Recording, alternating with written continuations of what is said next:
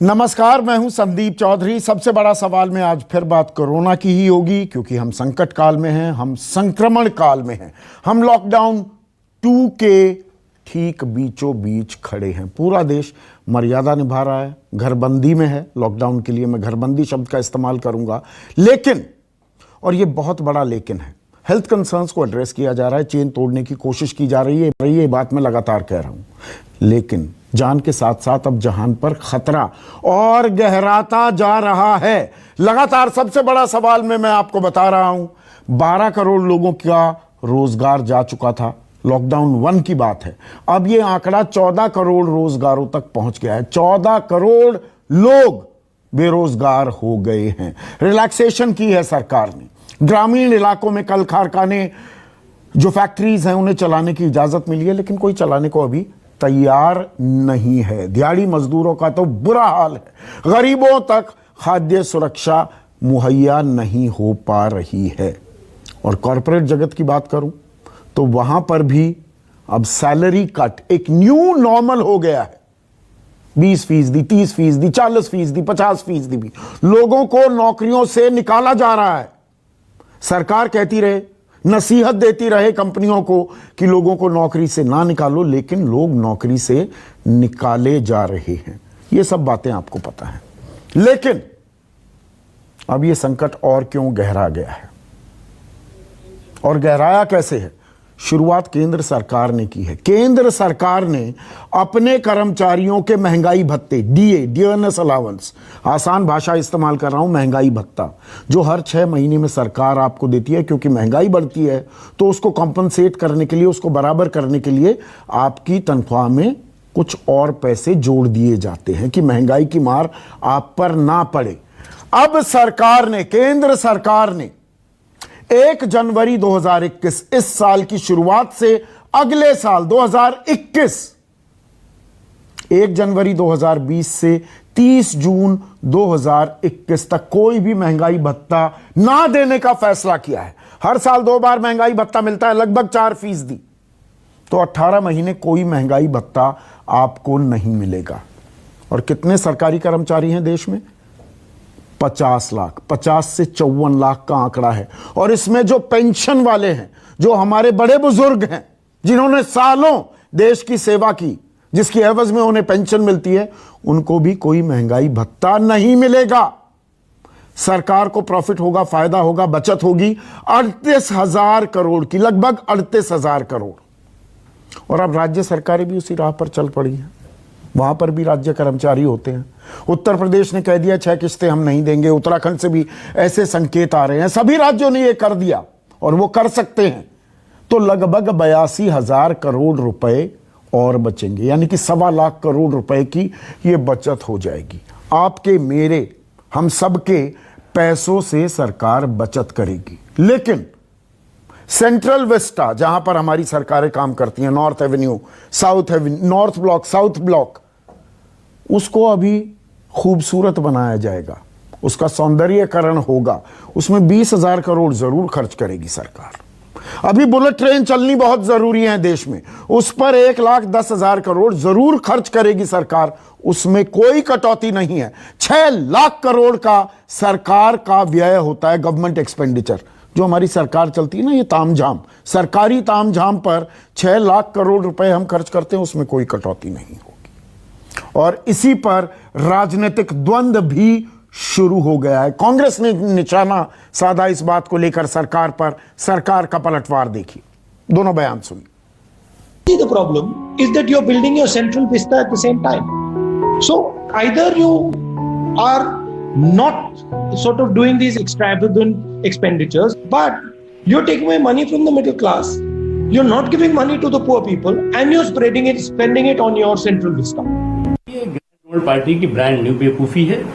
और जब पूरा समाज जो है वो एकजुट होकर के इस लड़ाई को लड़ रहा है, तो इस तरह की सियासी सनक जो है वो कोई देश का कोई भी व्यक्ति पसंद नहीं करता, और खुद उनकी पार्टी के लोग पसंद नहीं कर रहे होंगे ये इन्होंने बेवकूफ़ी की है। ऐसे में आज का सबसे बड़ा सवाल, क्या अब कटौती के साथ ही जीना सीखना ही होगा? और अब महंगाई भत्ते पर रोक सारे राज्यों में लगेगी। चर्चा में मेरे साथ बीजेपी के राष्ट्रीय प्रवक्ता, अर्थशास्त्र के अच्छे खासे जानकार हैं गोपाल कृष्ण अग्रवाल। मेरे साथ कांग्रेस की राष्ट्रीय प्रवक्ता सुप्रिया श्रीनेत हैं, खुद वरिष्ठ पत्रकार रह चुकी हैं, इकोनॉमी को भली भांति समझती हैं।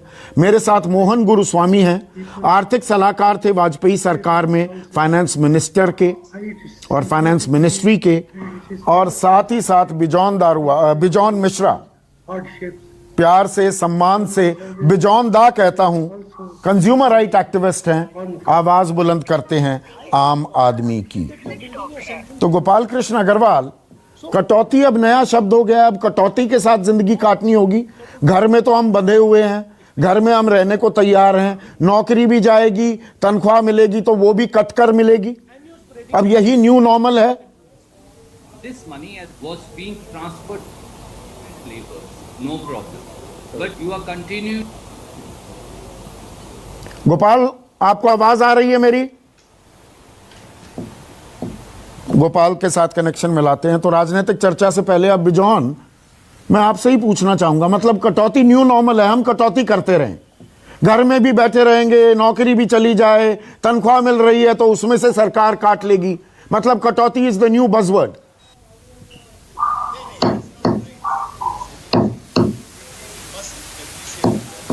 ये समझना होगा कि कटौती इज नॉट द वर्ड। हम लोगों को अब एफिशिएंट होना होगा। अब हम लोगों को समझना होगा कि जो भी फैट है, आपने कई चीज गिनती कर दी है कि अब कोई मतलब सुंदरता बढ़ाने का काम नहीं है हम लोग का। नाउ हम लोग का फोकस है एम्प्लॉयमेंट, हम लोग का फोकस है क्रिएटिविटी, हम लोग का फोकस है इनोवेशन, हम लोग का फोकस है कैसे हम जो बेरोजगार हैं, जो आप कहे, जो आंकड़ा दिए 1400 crores, वो हमारा केवल कहना है कि अब हम लोगों को ये बहुत सीरियसली प्लान कर लेने का है लॉकडाउन के टाइम में कि जैसे जैसे हम लोग लिफ्ट करेंगे, जैसे अभी हम लोग छोटे छोटे रिटेल शॉप्स खोलना शुरू कर दिए, हम कह रहे हैं कि उसको 24 घंटा खोलने का आप अनुमति दीजिए, ताकि अनुमति देने से नहीं, वो होता रहेगा। बिजॉन दा, आप मेरे सवाल को डक कर रहे हैं क्या? मेरा सवाल बड़ा सीधा है। नहीं, मतलब नहीं, सरकारी कर्मचारी वही गाज झेलेगा, उस पर ही गाज गिरेगी, महंगाई भत्ता कटेगा सरकारी कर्मचारी का। ये जो 54 लाख सरकारी कर्मचारी हैं, इनमें से 15 लाख तो सेना के अधिकारी हैं, सेना के हमारे बहादुर जवान हैं, जिनको महंगाई भत्ता नहीं मिल रहा है। आप समझ, 10 लाख पैरामिलिट्री फोर्सेस के सिपाही हैं, बहादुर हैं। नौकरी नहीं जा रहा है, nobody is losing the job, किसी का भी नौकरी नहीं जा रहा है सरकारी तंत्र में। हाँ। ये समझ लीजिए बात को। नहीं, मेरा सवाल इसीलिए, मोहन गुरुस्वामी, मेरा सवाल ये है, आप आर्थिक सलाहकार रहे हैं वाजपेयी सरकार में, अगर सरकार को खर्चा काटना है तो ये ब्यूटिफिकेशन छोड़ दीजिए सेंट्रल विस्टा की, अभी बुलेट ट्रेन को बंद कर दीजिए उस प्रोजेक्ट को।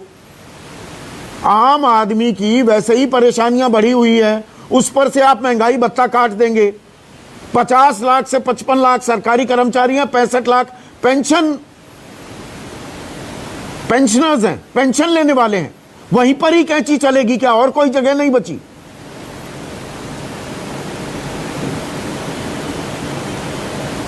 मैं जो ब्यूटिफिकेशन हो रहा है राजपथ के आसपास, मैं उसके बहुत खिलाफ हूँ। जो है वो ठीक है, सारे देश में दूसरी जगह है जहाँ पे खर्चा करनी चाहिए, अर्बन डेवलपमेंट आप नहीं कर रहे हैं, सिर्फ दिल्ली में कर रहे हैं, और दिल्ली में ऐसे ही बहुत पैसा खर्च होता है दिल्ली में, तो इसकी कोई आवश्यकता नहीं है, मैं इससे सहमत हूँ। मगर ये एक प्लान है, इसका तो खर्चा नहीं हुआ, पैसा अलॉट भी नहीं हुआ, इसके प्रपोजल डिस्कस कर।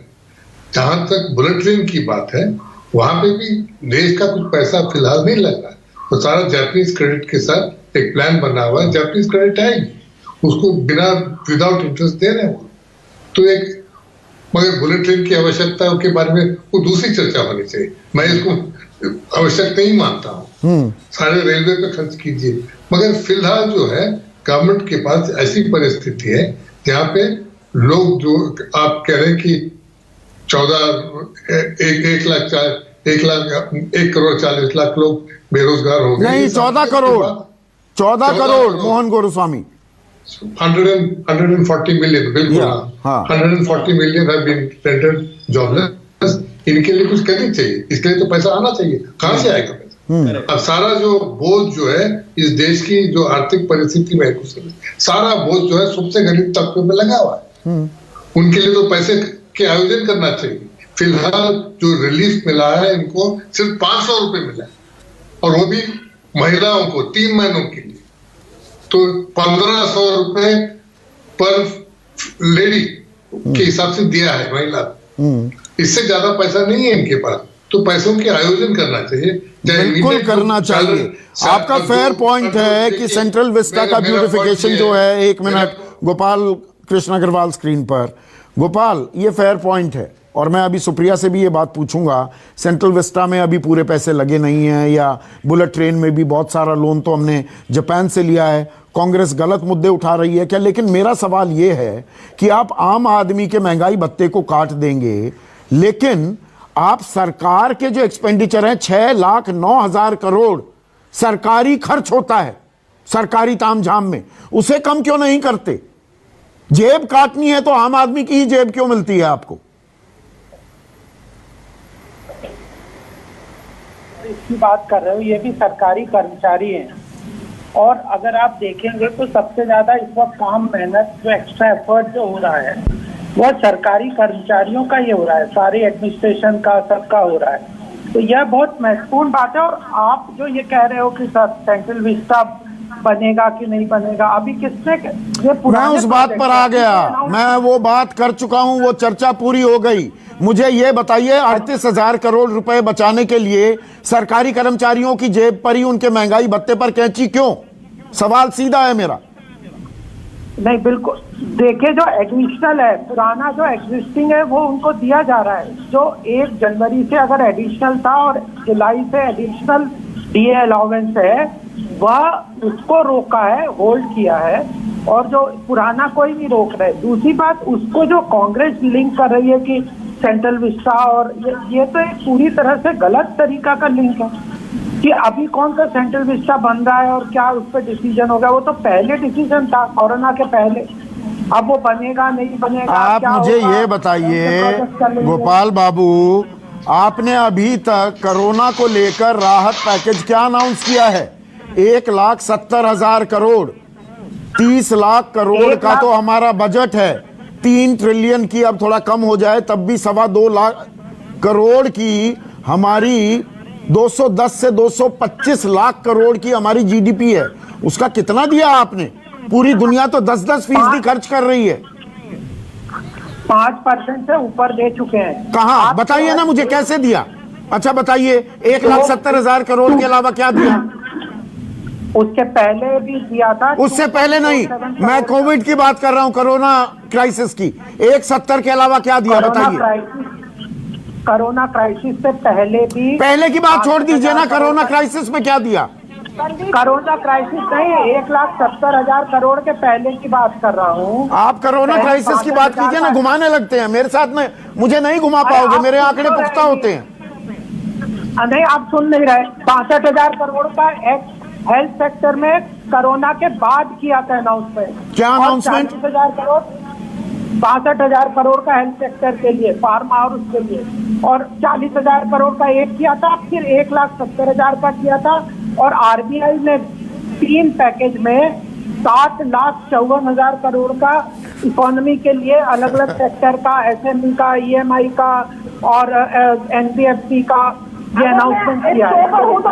टोटल सुन लो मैं 1 मिनट आ रहा हूँ सुप्रिया।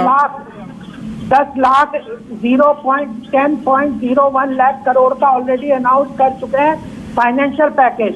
ठीक है, आप सुप्रिया रिस्पॉन्ड करना चाहेंगी? सुप्रिया स्क्रीन पर। सुप्रिया, आप किस बात पर फिर लड़ाई कर रही हैं? सरकार कह रही है, गोपाल सीधा आंकड़ा गिनवा रहे हैं, और मैं लगातार क्वेश्चन कर रहा था। 10 लाख करोड़ का उन्होंने पैकेज दे दिया है, और सेंट्रल विस्टा पर कोई खर्च हुआ ही नहीं है अभी। या अगर बुलेट ट्रेन की बात करते हो, बुलेट ट्रेन के पैसे तो जापान से आ रहे हैं, आप मुद्दा क्या उठा रही हैं? ऐसा है कि इतनी हास्यास्पद बात तो अभी तक मैंने कोरोना के बारे में सुनी ही नहीं है, और मैं आशा करती हूँ कि आप मुझे थोड़ा वक्त देंगे अपनी बात बोलने का। बिल्कुल। सेंट्रल विस्टा के बारे में गोपाल कृष्ण अग्रवाल कह रहे हैं कि ये 20,000 करोड़ का प्रोजेक्ट है और ये अभी कौन सा किसी ने कह दिया हो रहा है। अगर किसी ने नहीं कहा नहीं हो रहा तो किसी ने ये भी तो नहीं कहा है कि इस आपदा को देखते हुए हम ऐसे सारे वैनिटी खर्चे रोक देंगे, हम ऐसे सारे वैनिटी खर्चे नहीं करेंगे, क्योंकि अगले 3-4 साल लग जाएंगे हमें अपनी अर्थव्यवस्था को चरमराने से बचाने में। हम सेंट्रल विस्टा पर नहीं करेंगे। अभी तक किसी भी मंत्री ने बोला। 23 अप्रैल को सेंट्रल विस्टा में 2 दिन पहले सेंट्रल विस्टा पर एडवाइजरी कमेटी की मीटिंग हुई है। ये अनैतिक है और असंवेदनशील है, ये मीटिंग होनी ही नहीं चाहिए थी, पहली चीज। दूसरी चीज, आपने सही आंकड़ा बोला कि करीब 115 लाख लोगों पर इसका फर्क आएगा जो डीए काटा गया है। बड़ी बड़ी बातें होती है। 15 लाख सैनिक, 26 लाख सैनिक जो सेवानिवृत्त हो चुके हैं उन पर यह फर्क आएगा। बहुत लोग इस बात को मिस कर रहे हैं कि ये रेट्रोस्पेक्टिव तरीके से किया गया है। जनवरी से आपने किया है, लोगों ने अपना खर्चा हो सकता है उसके आधार पे किया हो, आपने जनवरी से उसकी कटौती करी है। तीसरी बात, इसमें आप कहीं ना कहीं इन्वेस्टर के मन में आशंका ला रहे हैं कि क्या सरकार के पास कमिटेड सैलरी देने का भी पैसा नहीं है। आप इन्वेस्टर का कॉन्फिडेंस इरोजन कर रहे हैं। और चौथी सबसे जरूरी बात, प्राइम मिनिस्टर लगातार कह रहे हैं प्राइवेट सेक्टर नौकरी से मत निकालिए, प्राइवेट सेक्टर वेतन की कटौती मत करिए। तो आप तो दोनों ही राजनीति कर रहे हैं इस पर। आप अपने लोगों की वेतन की कटौती कर रहे हैं, डीए नहीं दे रहे। आपको लगता है ठीक है सुप्रिया, पर मुझे ये बताइए Supriya, hold your horses Supriya, Supriya एक मिनट। ये तो केंद्र सरकार की बात है सुप्रिया। अब राज्य सरकारें भी महंगाई भत्ता काटेंगी। उत्तर, एक मिनट सुनिए सवाल सुनिए। राज्य सरकारें भी महंगाई भत्ता काटेंगी। उत्तर प्रदेश ने, उत्तराखंड ने संकेत दे दिए हैं। पंजाब, राजस्थान, छत्तीसगढ़, झारखंड, महाराष्ट्र में आपकी सरकारें हैं। क्या आप ऑन रिकॉर्ड बतौर राष्ट्रीय प्रवक्ता देशवासियों को, इन राज्यों के बाशिंदों को भरोसा दे सकती हैं कि राज्य सरकारें, आपकी राज्य सरकारें महंगाई भत्ते में कोई कटौती नहीं करेंगी? संदीप जी, अगर राज्य सरकारों के पास पैसा होता, जिन राज्य सरकारों ने आपका नाम लिया, जो चिट्ठी लिख लिख के प्राइम मिनिस्टर को हार गए, अगर उनके पास पैसा होता तो वो जरूर ये नहीं करती। मेरा सिर्फ इतना कहना है। इसका आप गोल गोल कर गई बात को गोल गोल कर गई। क्या राज्य सरकारें भत्ता नहीं काटेंगी? कांग्रेस शासित राज्यों में भत्ता नहीं कटेगा। आप दे दीजिए इस बात का भरोसा। होगा तो वो ये नहीं करेंगी। सेंट्रल गवर्नमेंट के पास पैसा है, 30 लाख करोड़ एक्सपेंडिचर बजट है, उसमें तो हम 30। ये बड़ा कन्वीनियंट है। यही तो प्रॉब्लम है। नहीं सुप्रिया, यही तो प्रॉब्लम है। अब मैं आपको पंजाब की बात बताता हूं। 2018 से अभी महंगाई भत्ता नहीं दिया गया है। 5,000 करोड़ का महंगाई भत्ता आउटस्टैंडिंग है पंजाब में 2018 से। आप अपने गिरेबान में भी तो झांकिए, आपकी राज्य सरकारें क्या कर रही है? दे देना चाहिए। मैं अपने गिरेबान में झांक के बोल रही हूँ, उसको बिल्कुल दे देना चाहिए। ये मुद्दा उठाया जाएगा, अगर नहीं है तो बिल्कुल दे देना चाहिए। हम नैतिकता की सही तरफ खड़े होकर बात करते हैं। ये गलत बात आप कह रहे हैं। अगर पंजाब सरकार ने नहीं दिया, मुझे इस बारे में नहीं दिया, बिल्कुल दे देना चाहिए। मैं हर बात पुख्ता करने के बाद ही कार्यक्रम में बोलता हूँ। 5,000 करोड़ रुपए का बकाया है महंगाई भत्ता पंजाब में। अब ऐसे में सवाल ये है, देखिए बिजौंदा, आम आदमी ही बलि का बकरा है क्या? हम बकरा किसको पर हैं? हमें काटते रहिए। इसीलिए संदीप जी हमारा ओपनिंग रिमार्क रहा, और हम आपको बहुत ही मानते हैं। आप जानते हैं कि हम बेसूल बात नहीं करते हैं, नॉन पॉलिटिकल और पॉलिटिकल बात भी नहीं करते हैं। आपको मालूम है कि हमको आमदनी करना है, उसके बाद हम खर्चे बात करेंगे। अब हमारा आमदनी तो आज हो नहीं पा रहा है, तो क्या कर सकते हैं? इट इज नॉट कटौती। हमको एफिशिएंसी लाना है गवर्नेंस में। एफिशिएंसी लाने के लिए जो गवर्नेंस से इन्वॉल्व है स्टेट गवर्नमेंट, आपने बहुत अच्छा मुद्दा निकाले कि कैसे स्टेट गवर्नमेंट्स नहीं कर रहे हैं। वाई द पॉलिटिकल पार्टीज जो दूसरे पार्टी के लोग दूसरे स्टेट्स में हैं, वो क्यों नहीं है एग्जाम्पल सेट कर रहे हैं? वो क्यों नहीं दिखा सक रहे हैं कि हम एफिशिएंसी के साथ काम कर सकते हैं विदाउट कटिंग द पर उसमें बड़ा पर है। एक मिनट मोहन गुरुस्वामी, बड़ा पर ये है कि पैसा तो सेंट्रल गवर्नमेंट डिस्पर्स करती है ना। इस संघीय ढांचे में पैसा तो केंद्र सरकार देगी। एक मिनट सुप्रिया, अभी मैं मोहन गुरुस्वामी से बात कर रहा हूं। मोहन गुरुस्वामी, सेंटर को ही तो पैसा देना है। प्रॉब्लम तो यहां पर यह आ रही है ना क्या सरकार के पास पैसा ही नहीं है? मतलब हर तरह से कहीं ना कहीं से, मतलब असम ने सारी दुनिया में तेल के दाम नेगेटिव में चले गए, असम ने पेट्रोल और डीजल के दाम 5-5, 7-7 रुपए बढ़ा दिए, ये कहते हुए, ये तुर्रा देते हुए कि अभी पेट्रोल डीजल कोई खरीद नहीं रहा, तो बढ़ा भी दिए तो क्या फर्क पड़ता है? मतलब हमारी जितनी जेब काट सकती है काट लो। देखिए हकीकत की बात तो सरकार के पास पैसा नहीं है, मगर प्रॉब्लम क्या है, ये लोग पैसे इकट्ठा करने की कोई प्रयास ही नहीं कर रहे। बस वो जो 1,70,000 की बात कर रहे हैं, जो गोपाल अग्रवाल ने कहा, उसमें से तो 60,000 करोड़ पहले के बजट से लिया गया है, टैक्स से वसूल किया गया है, और ये कंस्ट्रक्शन लेबर फंड है जो सारे स्टेट में डिसबर्स्ड है। तो कोई नया आपने नहीं दिया, और कुल दिया आपने 80,000 करोड़। 80,000 करोड़ में तो कुछ एक less than 1% of the GDP है। अगर आपको 10% ऑफ जीडीपी के एलोकेशन करना है तो कम से कम आपको 20 लाख करोड़ की बात करनी चाहिए। इस पैसे को कहां से इकट्ठा करेंगे? आप इकट्ठा कर सकते हैं, सरकार जो सरकारी मुलाजिम है, आप जिसको आम आदमी कहते हैं, मैं उसको आम आदमी नहीं मानता हूं। आम आदमी है जो 14 करोड़ लोग जो बेरोजगार हो गए, वो लोग आम आदमी है, उनके बारे में सोचनी चाहिए। और जो आरबीआई का जो पैसा अनाउंस हुआ है वो एसएमईज और इंडस्ट्री में जा रहा है, बैंक्स को जा रहा है। बिल्कुल, आम आदमी के पास क्या जा रहा है? गोपाल कृष्ण अग्रवाल स्क्रीन पर। अब देखिए गोपाल कृष्ण अग्रवाल, गोपाल बाबू, आप मुझसे बेहतर अर्थव्यवस्था समझते हैं, और मैं दर्शकों को भी बता दूं, जो ये सरकार का पैसा होता है ना, वो हमारे से तो आता ही है।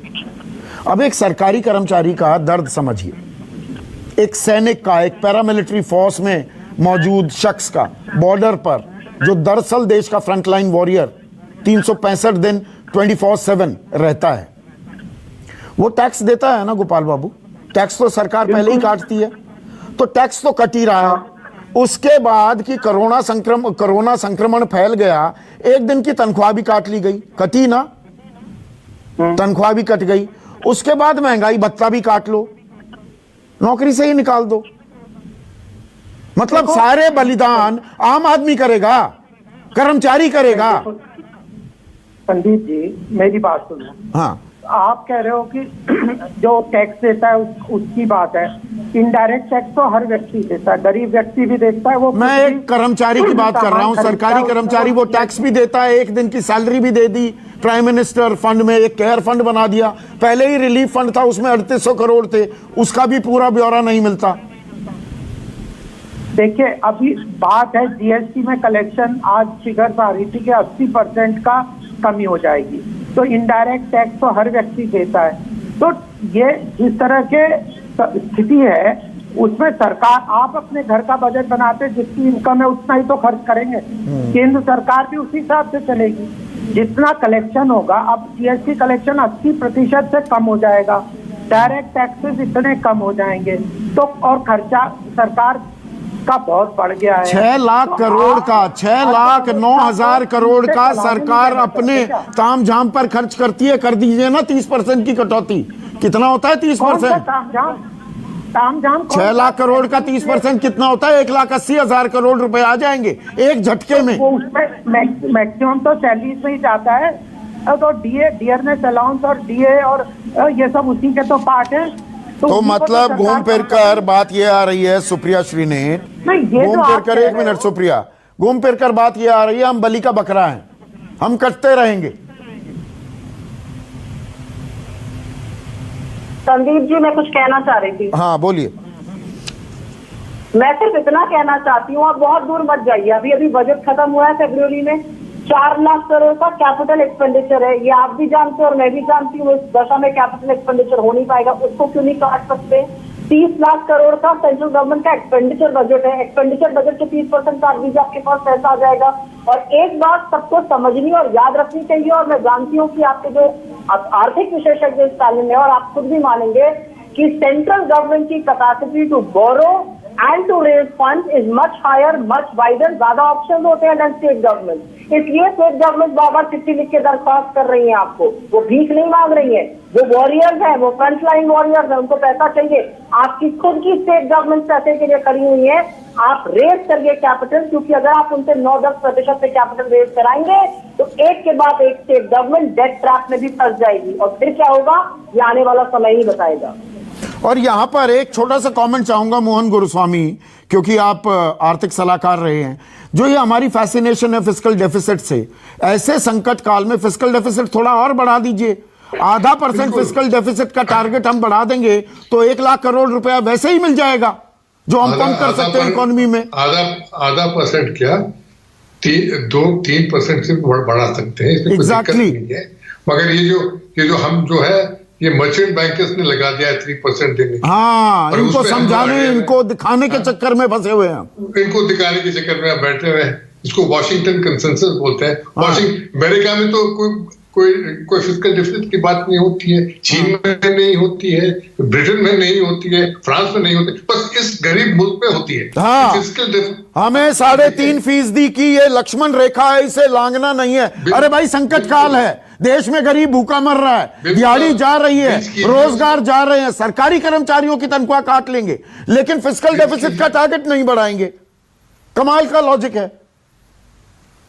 बिल्कुल, आप तो बिल्कुल सही कह रहे हैं। तो इसको तो ब्रीच करनी चाहिए। अभी भी जो टीवी पर चर्चा होती है, जो विदेशी इकोनॉमिस्ट और जो हमारे देश के लोग जो बाहर जो है वो उनको एक्सपर्ट बुला के लाते हैं, वो ये कहते हैं कि फिस्कल को देखिए आप। हाँ, फिस्कल को देखिए, देश के गरीब को ना देखिए।